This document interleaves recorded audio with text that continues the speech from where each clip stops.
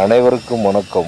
இன்றைய டைட்டில் என்னென்னா, நம்ம யூடியூப்பில் வீடியோ டெலீட் பண்ணுறதா, ஜிமெயிலில் எப்படி ரெக்கார்ட் பண்ணுறது. நம்ம இப்போ யூடியூப்பில் வீடியோ அப்லோட் பண்ணுறோம். யூடியூப்பில் அந்த சேனல் டெர்மினேஷன் பண்ணியிருக்காங்க.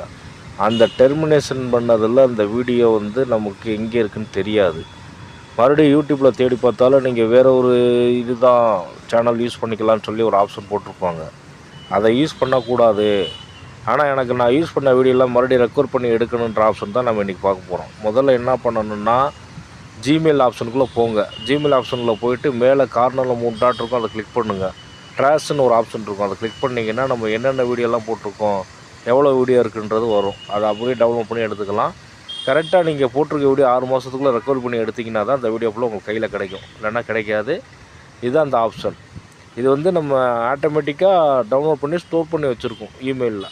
அதுதான் இந்த ஆப்ஷன். ஸ்டோரேஜ் கெப்பாசிட்டி இப்போ அதிகமாக இல்லை, ஆனால் நமக்கு அது தேவைப்படுதுன்னா அதை நம்ம தான் டவுன்லோட் பண்ணி எடுக்கணும். இந்த ரெக்கவரி பண்ணும்போது நமக்கு ஜிமெயிலில் உள்ள ஸ்டோரேஜ் நம்ம மொத்தமாக எடுக்கும்போது நமக்கு ஸ்டோரேஜ் கெப்பாசிட்டி பேக்ரவுண்டில் எவ்வளோ இருக்குன்னு பார்த்துக்கிட்டு அதுக்கேற்ற மாதிரி டவுன்லோட் பண்ணி எடுத்தோம்னா வீடியோ ஃபுல்லாக நம்ம டவுன்லோட் பண்ணி எடுத்துக்கலாம்.